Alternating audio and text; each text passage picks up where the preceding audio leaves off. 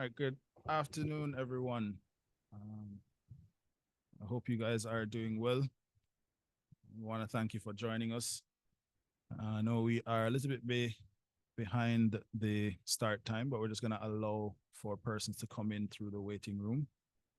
And then we will get right into our webinar and the information we have to share with you. But in the meantime, you can, drop some things in the chat. Good afternoon. Tell us where you're from. We have some people joining from different parts of the Caribbean today. We have some esteemed guests who would love to get to know some of you, and they have a lot to share. I'm just going to give it a little bit more time as people roll in, and then I'm going to introduce you to our speakers today. All right, so our room is filling up. All right, so we're going to get started. So welcome to today's webinar on data governance and cybersecurity, a holistic approach to privacy. Today, you're joining us, Symptai Consulting Limited, and we also have on today one of our partners, Coro. My name is DeAndre Harriet. I am the marketing manager at Symptai. It's a pleasure to have you guys here. If it's your first time seeing us, getting to know us, attending one of our webinars, Symptai was founded in 1998. We celebrate 27 years in business in just a few weeks. So we've been around for a while. We've been working in the Caribbean and all the way into Latin America and Europe. So the people who are speaking to you today, they have quite a lot of experience in data privacy, protection, and security. And they want to talk to you a little bit about how we're going to evolve our programs, evolve our processes to meet the threats that exist through our approach to compliance and data protection. But let me introduce to you our speakers today. So first, you're going to hear from Mr. Stuart Hilton. He's the Director of Compliance and Assurance at Symptai. He has over 16 years of experience in IT security audit and data protection. And in his work, he focuses on ensuring organizations build resilient, well-governed data privacy programs. We also have on with us Mr. Rory Banks. He is our Director of Cyber and Information Security here at Symptai. He has over 15 years of experience in information security, IT audit. He holds a number of certifications, and he specializes in risk management, security governance, digital forensic, and helping business strengthen their cybersecurity posture. And then finally, we have Mr. Logan Fry from our partner, the Coro team. Logan Fry is a solutions engineer specializing in helping businesses adapt and implement effective cyber solutions focused on enhancing security posture. Logan works with organizations all around the world to tackle complex challenges in an ever-evolving cybersecurity landscape, and ensures that they have the right tools and strategies to protect their data and system. So how are you guys doing today, gentlemen? Good afternoon. Good afternoon, DeAndre, and good afternoon, everyone. Feeling great today. Feeling good. Hi, everyone. Feeling great. Looking forward to the content. Sounds good. So just to give you a quick idea of our agenda today, as you can see here on screen, what you can expect from us is an overview on key data privacy compliance requirements and their benefits. Stuart Hilton is going to walk us through that. And then Rory is going to give us a deep dive into dark web monitoring, right? And how it reveals critical exposures in our organizations. And then Logan is going to take us quickly through data governance and endpoint protection to safeguard the sensitive information that exists within our organization. And then we're going to wrap it up with a holistic approach to your data privacy program. Before I hand over to Stuart, just want to let you know, we have the Q&A section where you can drop your questions as we go along. We're going to answer questions at the end. So we're not going to stop during the presentation to take questions, but you can just put your questions there. And then if you stick around, we have some offers for persons attending this webinar. So I would recommend you stay with us just a little bit and get some of the information, but then also find out what our speakers have to offer you. So at this point, I am going to hand over the rest of the webinar to our speakers. Mr. Stuart Hilton, you can take it from here. Thank you, DeAndre, and good afternoon again, everyone. Good afternoon, good morning, and good night, depending on where you're joining from. I do apologize for not having my video on today because I seem to be having some video camera challenges, but of course, I guarantee you're not missing anything by not seeing my face. You're going to get some great presentation content from the slides that I will present to you now. As we talk about data protection compliance, there are a lot of different things to be considering. And while I've tried to make this as legislatively as not agnostic as possible, you can see where these things relate to the data protection legislation in your particular space, whether you're in Jamaica, Barbados, Cayman, Bermuda, etc. A lot of these principles or standards are going to ring true for your data protection legislation. As you're seeing them be piled on the screen there today, I do want to point out a couple different requirements as we talk about data governance today. One being data minimization, meaning that we are sticking to only what we need and nothing more. And you can ask yourself the question of, do I know for sure that I only have the data that my business needs and I'm not using any more data about people than I need? Because that's why this is important. Retention and disposal is ensuring that we are removing the data that we do not need after it's long and when it's no longer needed. And that's a principle that you will see in legislations around the world, as well as data security and data transfer. So do we know for sure that we are securing the data that we have about people? And when we talk about people, we are of course talking about our employees, we're talking about customers, we're talking about other stakeholders that we hold information or data about. Do we know where it is? Do we know how well it's protected? And do we know if there's any risk to that data? That includes the risk of internal personnel. So you do think about when I have a file folder, yes, I know I have connection to it, but is that connection restricted to only the people in my organization and no one else? The items highlighted in gray at the bottom of the screen are some other areas that are typically seen throughout data protection legislations, but the ones in blue are generally there as data protection principles that are common across multiple jurisdictions. So you will focus on some of those areas that I mentioned today, the data minimization, retention and disposal. Do we know how long we've had the data for, where it is, and whether we no longer need it? And data transfer, where are we certain that we have only moved the data to the jurisdictions that it belongs? And do we have transparency into what's happening there? Importance of having a compliance program to manage those requirements that I mentioned on the previous screen is because that program is there to help us maintain compliance with the law and to help gain the benefits of our data. So in your compliance program, you'll see generally three parts. You'll have the people, you'll have the process or the policy and the procedure, and you can enhance all of that through technology. So not every compliance program will have all three parts fully done. I think most times you're always going to see some level of people, some level of process or policy in place. And when you really get mature and you want to automate and streamline what you're doing as best as possible, you'll include some level of technology. And all of that is there to as best as possible, make sure that there's clear ownership for who runs our program, for who is going to take accountability if things are not working the way they're expected to work, to make sure we're managing the requirements around data protection as part of the law, and that the internal requirements for how the data should be used are being followed, being able to identify the risk associated with the data. And when I say risk, it means if we have sensitive personal data or we have sensitive information about our people, what is the risk when we have an open folder that most persons in the organization can access, including persons who shouldn't have access to it? Is there a risk to what could happen to the individual or how we operate as a business? And the program goes on to then help us monitor and report on our compliance, and then realize the benefits of compliance as well as realize the benefits of the data that we have. Because data really is valuable. Data shouldn't just be a thing that we've looked at and said, you know, we use this information to run the business, but we're also using it to gain some benefits.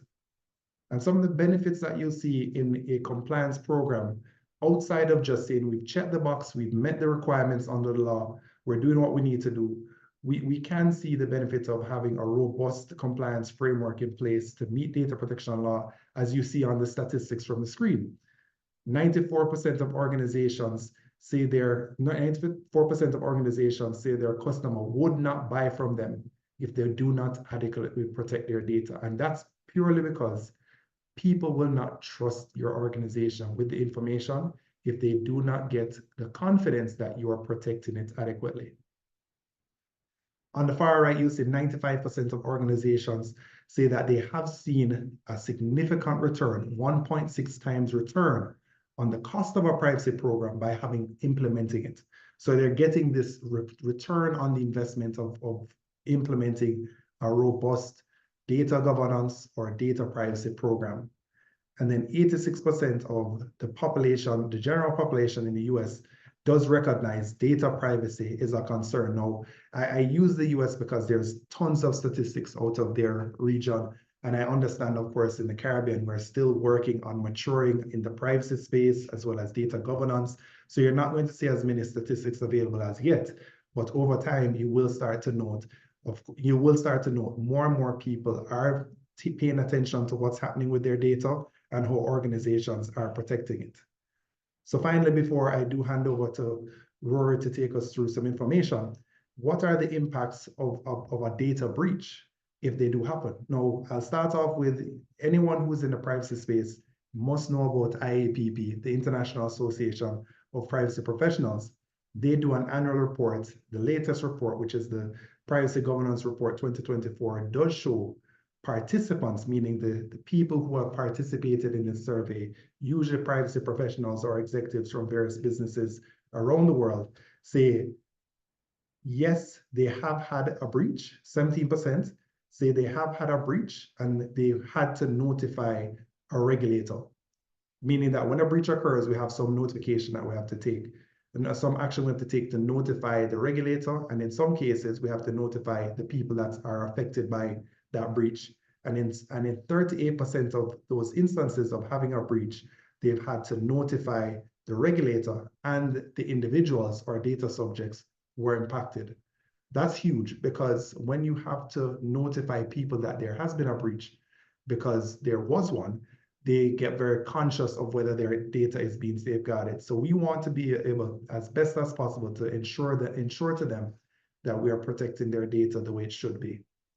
And Rory will talk some more and provide some more statistics around the impacts of a data breach, but I do want to share this one from Germany, where H&M was fined $41.5 million because there was an unsecure server within their environment. Now, this vulnerability was known internally. The server had sensitive data on it, including what were health records for employees. And while this was an internal thing, it could have led to a significant breach because all their employee information, all of the sensitive medical information that was being collected could have been exposed to every other employee in the organization very easily. And it may have literally just been persons were not taking the time to check and see that each server, all the information they had in the various spaces, was being adequately safeguarded. So they saw, and this is outside of the cost to recover from such a situation, but they saw a fine of up to $41.5 million. But there's lots more to share, so I'm going to hand over now to Rory, who will take you through dark web monitoring and exposures and talk about some of those costs associated with data breaches in his presentation.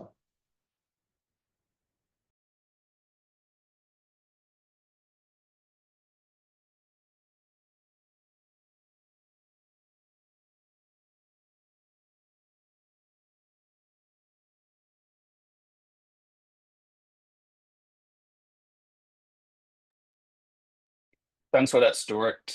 And just confirming that everybody is seeing my screen clearly. So I'm going to start by getting into dark web monitoring and the possible exposures that's associated with it. So we're going to get a little more in depth. But before we even get to the dark web, we need to understand how the web is actually structured. So the internet is like an iceberg. So you have the surface web. So this is where everything is pretty much visible. It's indexed. And this is where we have our traditional and typical Google, our Bings, our YouTubes, where we can easily search and identify information. That accounts for about 4% of the internet. But then you have the deep web, and the deep web is much larger. It's actually the largest part of the internet. It accounts for 90% of the internet. And the deep web has a lot of hidden areas, private data. So you can see like legal documents, sites that are not typically indexed, but you need a username and password to access it. And then the area that we're going to be focusing on is the dark web. So the dark web is intentionally hidden section of the deep web, and it's pretty much infamous for illegal activities. So you do require special tools to gain access to the dark web. So some of the tools that we use are like the Tor browsers, and we also have specific tool sets that can pull information from the dark web. The dark web itself, though, has about 7,500 terabytes worth of data. And these data are widely available for sale. And in some instances, the data is actually free. So the dark web is really the process of searching for and tracking any client-related information, any sensitive data that may be available in the dark web. And this can range from compromised credentials. So a lot of times usernames and passwords may be sold in the dark web, and it's also available there. But that's just one aspect of it, because you have email addresses, personal identifiable information. And Stuart would have touched on some of these types of information that you need to protect. But a lot of times attackers breach systems and environments and data, and then put those information in the dark web for sale. There's three main types of risks of how data can be exposed in the dark web. Typically, either through a third-party breach, and that may be either a vendor or a contractor or a service that you're utilizing. So it could be, for example, you're utilizing Facebook and Facebook had a breach and your data got leaked on the dark web. Then there's different data dumps that can also be leaked on the dark web. And this can be in discussion boards. So literally in the dark web, they have a lot of conversation boards, and I'm going to show you a few of them where they're discussing the data that they would have compromised and are selling. They typically put it up for auction and for sale, and they also list the price. When you look at some of the pricing index, so there has been a 76% spike in the number of data theft victims listed on the dark web, because it's now becoming a very lucrative business where attackers are compromising different organizations and then they're selling that information or that data in the dark web. In some instances, they may be selling the actual access to a compromised application or a compromised network in the dark web. And between 60 to 70% of the stolen credentials, those are listed in the dark web for either sale or in some instances, they even trade that information. When you think about the pricing now, it's not that expensive to purchase information in the dark web. In some instances, it may be even free because credentials are leaked on the dark web on a day-to-day basis. But you can get access to personal information, credit card information for $20. You can get banking logins for $50. You can get online banking login information for even $65. So when you look at the price in terms of what an attacker may pay for your data, it's pretty reasonable. However, the fines are very excessive if there is a data breach or a data leak. And in the Caribbean, so in 2024, we would have seen quite a few different types of successful data breaches and compromises. So these are just examples of some of the companies that would have experienced data breaches in 2024. And you can see there has been insurance companies, credit unions, government entities. And what's very interesting is that the Trinidad and Tobago, the TT CERT, so that's the Cybersecurity Incident Response Team, they would have stated that in 2024, they received 118 total incidents. Five of that incident included data breach and system compromise, and they had 9 incidents pertaining to ransomware. And these are just reported incidents. So just in Trinidad and Tobago alone, they had 118 cybersecurity related incidents. Let's dig a little more deeper into one of these incidents. So the Bureau of Standard was a very interesting case because what transpired is that a phishing attack would have occurred. So attackers would have sent phishing emails to employees to the BSJ. When they sent this phishing email, a few of those employees would have clicked on the link and the attackers would have captured their compromised credential. Once they capture their compromised credential, they would have then launched a malware, which is in this instance a ransomware, and the ransomware would have encrypted the data that's on the network. It encrypted parts of the data. So that rendered their operations not to its most efficient perspective because it did bring down certain services. But what was very interesting with this situation is that after that incident, within a few weeks, they ended up spending 231,000 US dollars to recover and secure their infrastructure. So the question I always ask, why not be proactive and you can spend a fraction of that, maybe even 10% of that, and have an assessment done. Try to harden your environment, try to identify the data points and harden your environment in that perspective instead of being reactive. I know you're spending a lot of money to try and harden and recover your data afterwards. And this is very popular in the Caribbean. We've seen a lot of cases like this where it's always the reactive approach. The impact of a data breach is significant. So when you think about the cost in US dollars, it costs about 4.88 million US dollars. And this is an increase from 2023. In 2023, it was $4.45 million. That's a 10% spike and the highest increase since the pandemic. On average, breaches involving stolen or compromised credentials took the longest to identify, and that's around 292 days. And what this means is that if an organization compromises user credentials, yes, it may take them a while to identify it, especially if they don't have any dark web monitoring or any tools in place to identify user access and their behavior.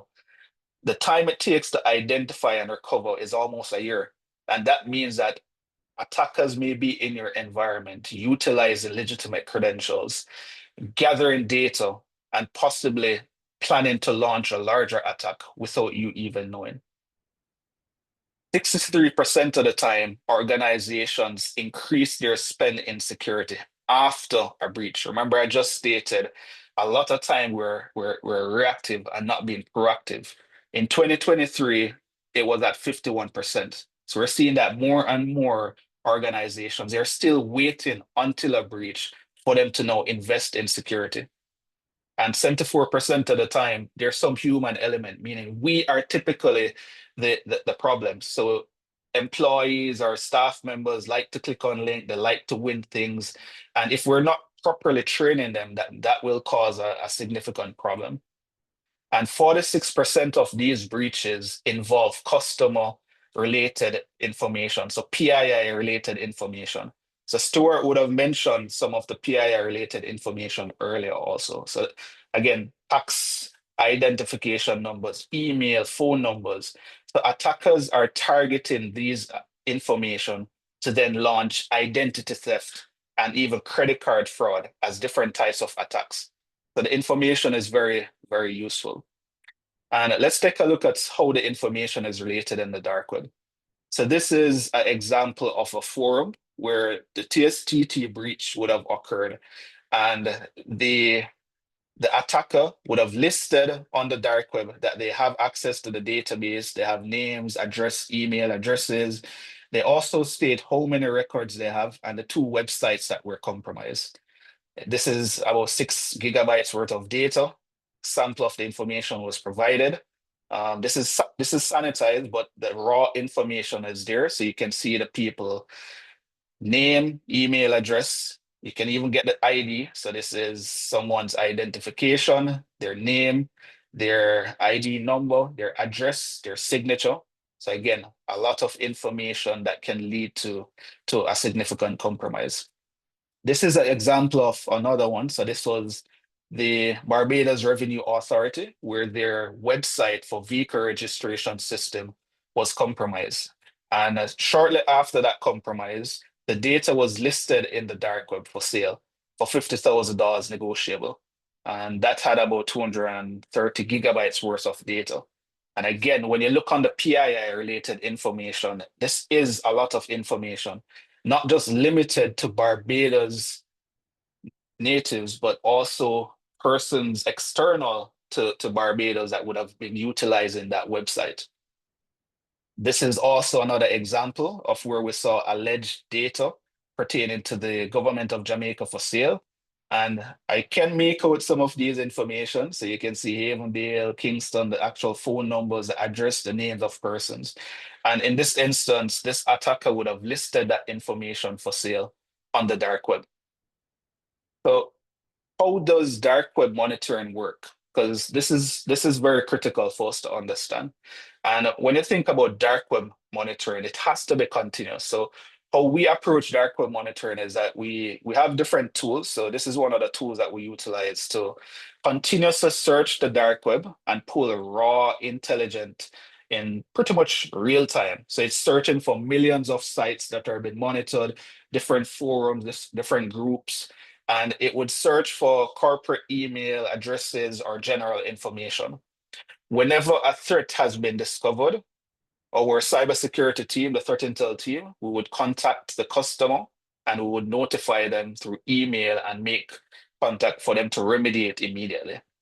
So when you look on the dashboard, again, this is just one of the tools that we utilize. So in this instance, we're monitoring for a client. We would have identified different accounts. And again, this is sanitized, but these would be the email addresses that are tied to the organization. So imagine you have your domain, you have your work email. So let's say it's simtai.com.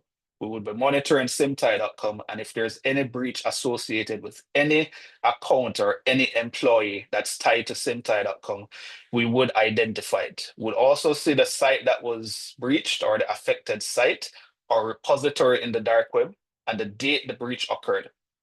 We would even see the raw password. So in this instance, we're just sanitizing the password, so we're showing it partially.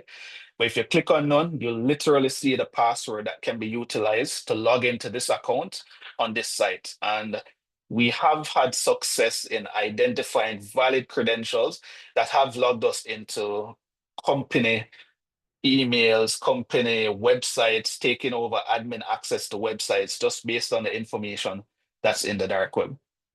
So in closing, there are a lot of benefits when it comes on to having dark web in place. And these are just some examples of the benefits. So when you think about early threat detection, it's very prudent for us to identify compromised credentials, personal data, or any information that may be exposed or leaked on the dark web. Especially when you think about the compliance section, and Logan is going to get into how we can monitor some aspects of this on our own network before it even gets leaked into the dark web. But we have to be proactive. And it also helps us to safeguard our sensitive data. So once we identify our information that we're monitoring and protecting, if there is a compromise or if there is a leak, we need to be able to identify that immediately. And it shouldn't be a case where we're hearing about the leak from someone else. If we're being proactive, then we can also prevent possible financial loss and we can protect our brand reputation because it will now give us the capability to say that we have continuous monitoring in place to identify these risks. And by being proactive, it enables organizations to take swift action against any potential data breach or ransomware attack. So instead of having the breach out there for days or even months, if we're monitoring the dark web and we see any type of activity about information relating to our organization for sale or information pertaining to credentials being disclosed on the dark web, that means that either the organization directly would have been impacted or there has been some use of your corporate email on a website that has been impacted.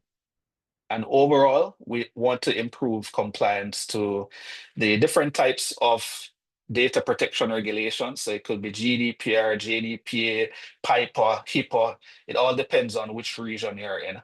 But this helps us to ensure that we have controls and steps in place to monitor the dark web for any type of data breach or any type of data leak. And with that in saying, we have to have ongoing surveillance of the corporate exposure on the dark web because it allows us to stay ahead of the emerging threats and trends. And I'm going to hand over to Logan, who is going to demonstrate some of the capabilities of one of the other solutions that we also have, which is Coro. Over to you, Logan. Perfect. Thanks for having me, everyone. As mentioned, I'm a solution engineer at Coro and excited to talk about a few of our different modules and actually demonstrate it as well. So we're starting with our user data governance. And basically what this is a tool to have a proactive strategy around how sensitive data is being managed and identify if there's any sensitive data leakage outside the organization. Think an easy tool to monitor for emails or shared links and that sort of thing. To dive into kind of the features and just a high-level overview of how it works, essentially on the right-hand side are all of the sensitive data libraries that you're able to activate. And it's basically just a click of a couple buttons, or you can actually predefine sensitive data keywords that you create that you'd like our tool to monitor for. There's going to be a few features here. So one is that we're going to allow you to stay up to date with all of the strictest regulations. It goes beyond monitoring. So administrators will be able to get real-time insights, alerts. It's really just all about kind of reducing a lot of the friction of managing this, right? It's a time saver as well. So Coro's engine is actually going to be able to handle a lot of the alerts that come through. And I'll show you that in just a second, but we want to kind of focus your areas on the pieces that require, the most attention, right? And then the last kind of two pieces here is that it's seamlessly integrated. So you'll notice and I'll talk about this in just a second, but we wanted to keep simplicity at the forefront. And this means simplicity from a management standpoint, but also from a deployment standpoint. So we didn't want it to have to, take you hours or days just to get this set up. We wanted to make it very plug and play. Now, not only do we have a user data governance, and as I mentioned, it thinks, email sent, shared links. We also have endpoint data governance, and this is essentially a tool to allow you to see how your sensitive data is being handled on your computer. So instead of someone sending out credit card information, for example, now we're looking at, do you have sensitive data living on your computer that shouldn't be, and really all about mitigating that risk so that you can be proactive about that, right? So with that, a lot of the features here are going to be similar in terms of the user data governance and endpoint data governance, just because it kind of goes hand in hand. But with that, I'm going to go ahead and share my screen so that you can see how our tool works and just walk you through that really quickly. All right. Let's see here. All right, perfect.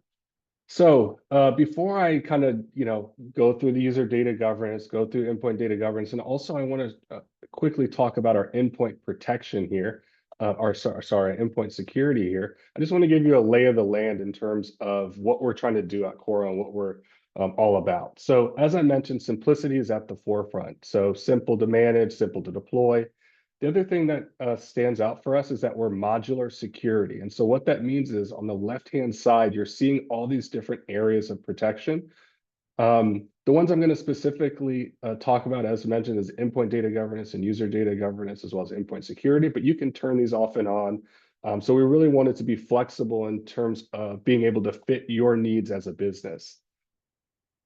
Now, there's two ways of deploying Coro, and I talked about that simplicity from a deployment standpoint. If I come here to the cloud applications, all we need are your admin credentials for 365, for Google Workspace. It takes about 5 minutes to basically get plugged in, right? Once that's done, we now have access to the user data governance module. And what we're doing here is we're monitoring for any sensitive data leakage. So you can see a few things have been alerted. PCI as well as PHI has been there. It looks like there's something that I need to investigate, right? Now, the nice thing about this is just before I kind of show you how the tickets look, if I come to the control panel again and I click on user data governance, you have full customization of what sensitive data you want to be alerted to. So whether it's PAI, PCI, PHI, right? You can customize this as a business so you're not, you don't get any alert fatigue or anything like that around just making sure you're monitoring what you need to. And in addition to, you can see on the bottom, we have our keywords. So you can create your own custom library as well. You don't have to use ours, or you can use ours in addition to, right? So it's all very flexible. Now, once that's set, if I come here to the user data governance and I click on this PCI to start, I can see this user, specific user, send out credit card information. They're not permitted to expose PCI. So we provide you the ability to audit and alert, and then we provide you a set of actions that you can take to mitigate risk, to contact the user, et cetera. The nice thing about this as well is that, just to show you a different example here, if I click on PHI, if let's say a shared link was sent out or anything like that, we could actually remove that link from being exposed as well. So we're providing you visibility, but in certain cases, we're also providing you that the ability to retract as well. On top of that, we also have remediation actions that you can take for each individual ticket to mitigate risk as discussed.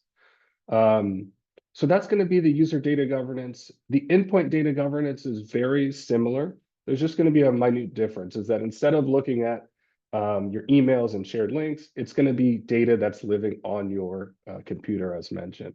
So if I click endpoint drive with PCI, I can see information around where specific where the infraction took place. So we can see here that credit card information is sitting on a finance Excel. We can see it's redacted. Once again, we don't want to break any rules just by as we monitor that, right? And the nice thing about our endpoint data governance module is you can actually set up sensitive data scans. So you could say, hey, every week, every month, whatever it might be, I want to make sure that our organization is complying with the set of standards that we need to. On top of all of these different, user data governance, endpoint data governance, we also have endpoint security. And what this is going to do is essentially a few things. One is that it's going to protect you against malware, ransomware. It is a next-gen antivirus as well. So it's going to look at also the behaviors of any kind of malicious software that might be running.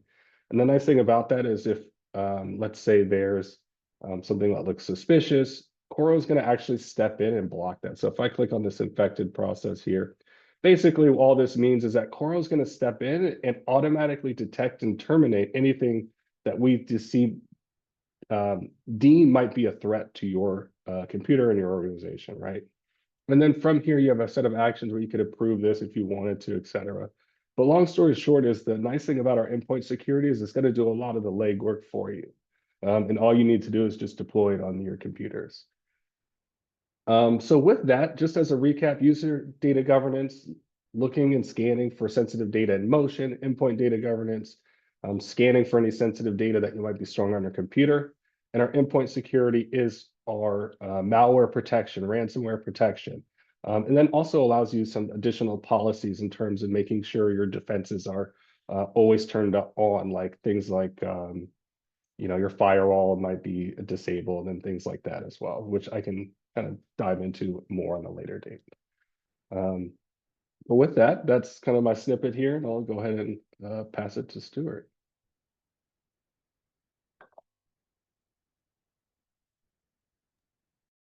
Thank you so much for that, Logan, and good afternoon again, everyone. So really quick, I'll just kind of put everything together to talk about how are these things being used to create a holistic approach to managing security and compliance in your environment. So we, of course, spoke about the data protection laws and regulations, a quick snippet, and we use that to create what are our business requirements. From there, that's going to develop what is our data protection program, because we're now inside our business and we're using the people, process, and Logan demonstrated some of the technology that can be used as part of our enhancements. So you're not just having people assigned, you don't just have policies and procedures, but you're also using technology to automate, to have a clear picture, to support all of what you're doing so you can easily monitor and report and continuously improve what is in your environment. So it's compliance, of course, is a journey. It's not just that we've checked the box and moved on. You're always going to have to be checking and improving what you have in place. And from there, you get to realize the full benefits of your program, not just from telling people and creating trust with all of your stakeholders, but also from the standpoint of being able to utilize your data to the benefits of the business. All those things, of course, create these great incentives, which in some cases decreases a good thing. You know, Rory gave you some fantastic examples of what it can cost people to not just manage a breach, but recover. So we want to decrease the likelihood of breaches. We want to decrease the likelihood of non-compliance with our legislation. And of course, those things will allow us to improve stakeholder trust. So the stockholders, shareholders, employees, customers, etc., people looking at our business. And as well, we can improve the operational efficiency because these are tools and techniques that can enable us to improve how we are using data throughout our organization. I've done so many walkthroughs and data mapping exercises with companies, and they look at how data is moving in the organization, and they at that point discover things that they didn't know were happening with the data because somebody is saying, yeah, man, it gets sent to my department and we use it for this thing. So I won't hold you much longer with that. We will hop over to questions, of course. So I'll hand back over to DeAndre to guide us through any questions that may have been provided. All right, Stu, thank you so much for that. Hope you guys can hear me. I saw some messages in the chat that I was low at the start, but thank you guys for the presentation. We are looking for the questions coming in the chat, but just to get us started, Stuart, this one might be for you. How do you balance the cost of compliance with business growth? So especially for companies that are operating across multiple jurisdictions, there are different privacy laws that they have to abide by. How would you recommend that they balance the cost of compliance and the need for business growth? Sure thing, DeAndre. Oh, and apologies, I may have skipped forward a slide there.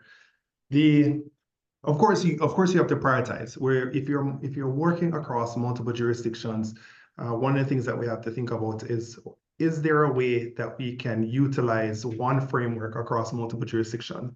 And that comes with looking at what are the commonalities between different requirements.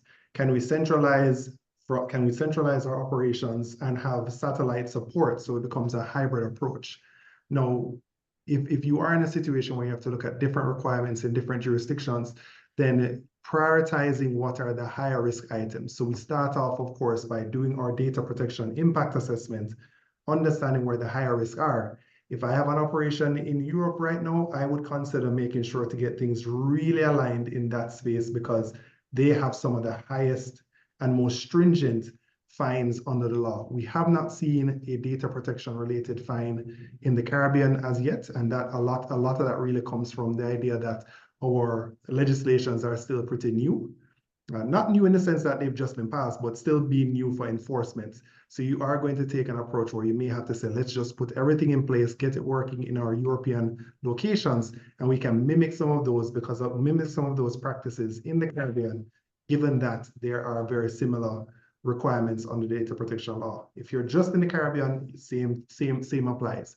Looking at where there are some enforcements happening in the Caribbean, looking at what some of the requirements are and saying, let's start knocking these things out in our Jamaica location or Barbados location, etc., so that you're not doing everything all at once if you don't have the people and technology to make it as seamless as possible. I'm seeing one question coming in here. It says, I am the risk practitioner for my organization. What services and resources do you provide to support risk management process within an entity? Want to take a shot at that one? Yeah, you can take a shot. Or sure. So we can yeah. jump in. Okay, and of course, risk is a very open term because risk comes in all forms. We have operational risk, we have technology risk, we have cybersecurity risk. So we Symptai and what you're looking at as this solution from Coro can help you a lot with what are your technology risks. So what are your data risks using technology such as Coro? What are some technology related risks? Because the solution is being able to identify identify and protect what are different resources in your organization. What we also do is provide the people help. So we're very versed in IT risk assessments and mitigation strategy. And Rory's team supports a lot with identifying some of the vulnerabilities in your space. So doing penetration testing or vulnerability assessments to understand here's the type of vulnerability that can completely expose your network. And that's a risk in itself. So you think so when thinking about getting support in those realms in that particular area, that's some of the ways we can help. But I could go on and on about some of the other things that we could do for you. Yeah, and as we would have highlighted in the presentation, there are some other tools. So outside of the consulting services that we offer, we do have products and solutions. So like the dark web monitoring, the endpoint security, the user data governance, security awareness training. That's also a good way to address risk, because 74% of the time, the human element is involved in any type of data breach or data leak.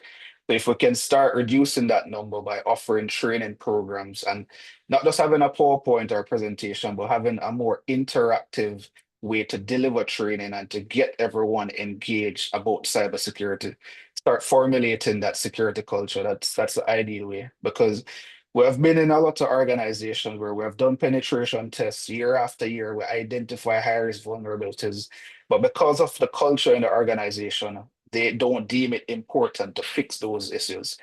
So you have to change the culture when it comes down to data security and privacy. So security by design and privacy by design, those are some of the ideal way to ensure you can lower your privacy and security risks.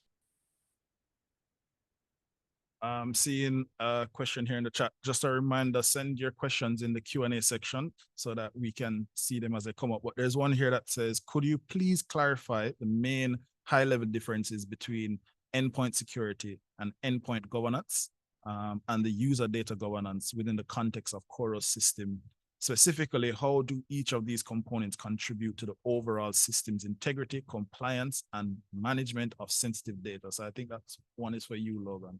Yeah, definitely. So I'll start with the data governance side. So user data governance, endpoint data governance, holistically, they're both around providing you the tools to manage and alert you to any mismanagement of sensitive data, right? And specifically, the user data governance is scanning your emails, scanning your shared links, so that if anyone sends out, let's say, credit card information or PAI or anything else that you may want to be alerted to, you can investigate and manage that and mitigate that risk. The endpoint data governance is scanning files on your computer. So if I have, an Excel of credit card information on my computer that maybe I shouldn't have, without Coro, you wouldn't have visibility into that. With Coro now, you can be alerted to have those conversations with whoever it might be. Maybe it's something that they just don't realize, right? But now you're going to have that visibility to reduce risk to your organization. Endpoint security is the antivirus, right? And so what that is doing is essentially looking for any software or that attacker might have through a phishing email, through a whole host of ways, right? It's just protecting against any malware. And then if someone does try to run something malicious, the endpoint security will actually be able to step in and stop that from running and stop those attacks before they happen. So I hope that answered your question there. Sounds good. We have a question coming. Do you have experience working with healthcare? Right. Yes, in different ways. So I think Stuart can speak about the HIPAA when it comes down to the compliance. From the cybersecurity perspective, we have done security assessments for hospitals before and actually health services authority. We have tested different health related applications and also devices from a security perspective. Logan could hop in and also Stuart to add their perspective of working in the healthcare sections. Definitely, and that's one of the things that we monitor for is PHI. So we definitely have numerous healthcare organizations that we work with, even those that are kind of adjacent, right? So like translators that work within the healthcare, like so we definitely help. We definitely service that industry. Yes, similarly, and expressed by our experience with HIPAA, and we are actually providing DPO service to a hospital in Jamaica right now. Okay, great. And there's a question here asking what regulatory body will be responsible for the monitoring and enforcing of the Jamaica Data Protection Act? Stuart, I think that one is for you. Sure thing. That is the Office of the Information Commissioner, which is led by the Information Commissioner, Ms. Celia Barkley. And for those of us who are not aware, we are currently in Data Privacy Week. Yesterday was World Data Privacy Day. So there's a lot of things happening in the privacy space. The OIC would have done some stuff locally, and I'm sure across the other territories that are on this call. One more question that comes in. Most organizations have robust IT systems. However, what are recommendations in terms of software tools to assist with data protection and monitoring? Who wants to take that one? Well, I think it depends on the tool set that you want and the different aspects of the privacy framework that you want to protect.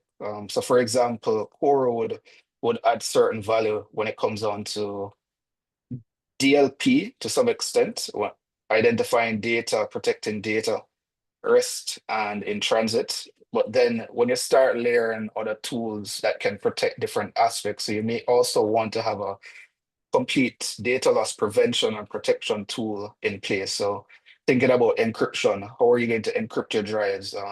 Where are your data going to be stored? Are you monitoring your databases? What level of databases? So when you think about the different tool sets, it's a bigger conversation that we would have to have because you want to think about layering the different securities at multiple layers. So looking at firewalls, so end-to-end protection, thinking about zero trust network architecture, ensuring that all endpoints are always connected to a VPN to encrypt the traffic and monitoring DNS layers. So we can spend the entire session talking about the different tools. But before we start talking about software, it's always good to understand the architecture. And Stuart mentioned the DPIA, starting by understanding the data that you have in your organization and the criticality of it. And then you can start layering the tools, technology, and the process to protect it. Thanks.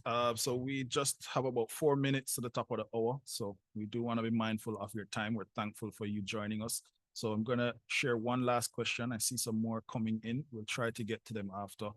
But this question says, as privacy regulations and cyber threats continue to evolve, what should be an executive's top priority for the next 12 to 24 months to future-proof their data protection strategy or program? Sure, I'll tackle that really quick.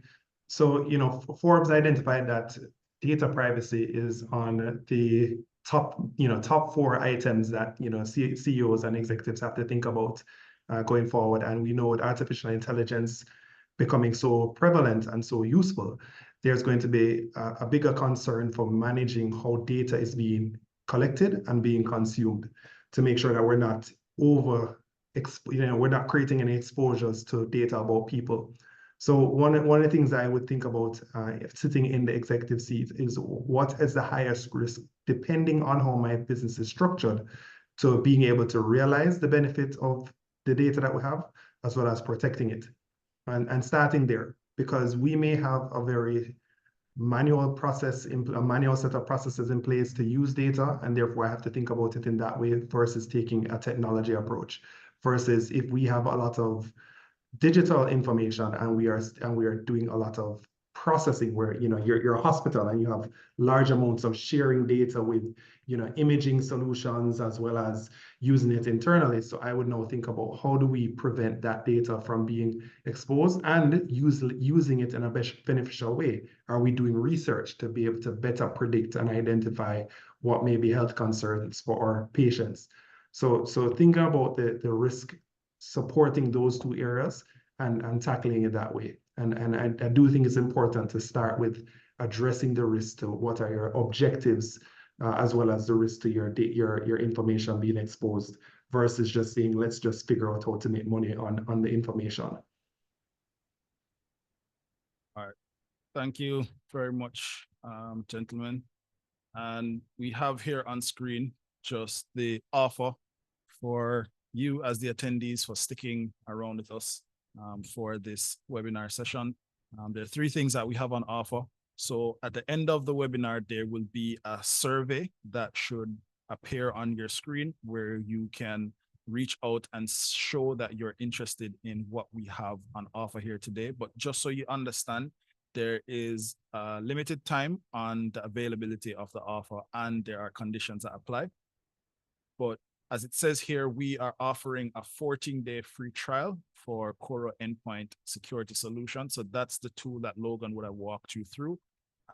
And you have to book a demo with our team. Now, the demo doesn't have to take place before the 31st, but we'd ask that you reach out to us and book the demo before the 31st for a date to follow, which would make you eligible for that offer.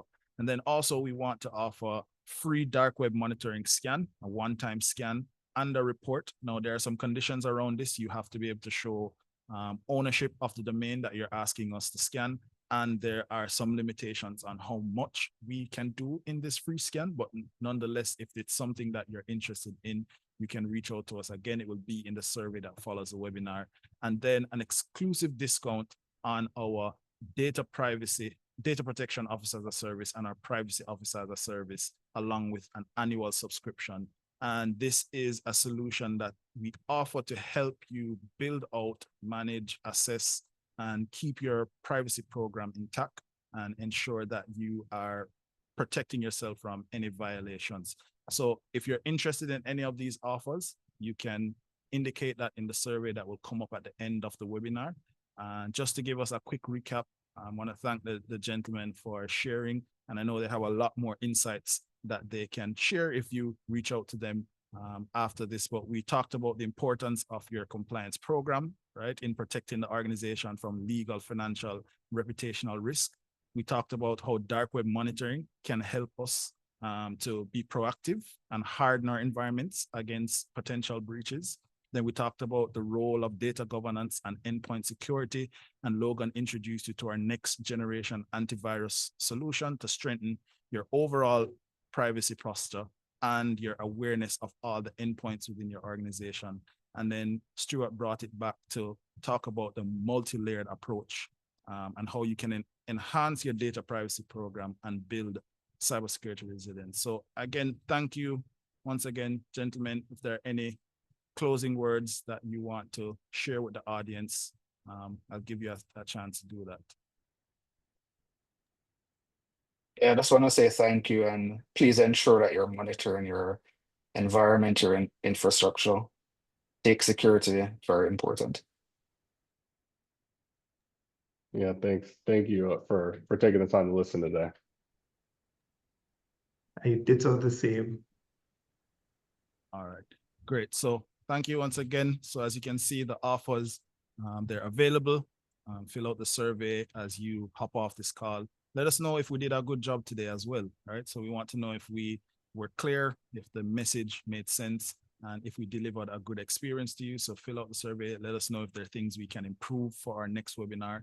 And we'd love to have you on with us again, where we go a little bit deeper into endpoint security and into what Coro can do as a solution for your organization. So thanks once again and enjoy the rest of your day. You will get the recording and the slides, so just look out for those follow-up emails. Thank you and enjoy your day.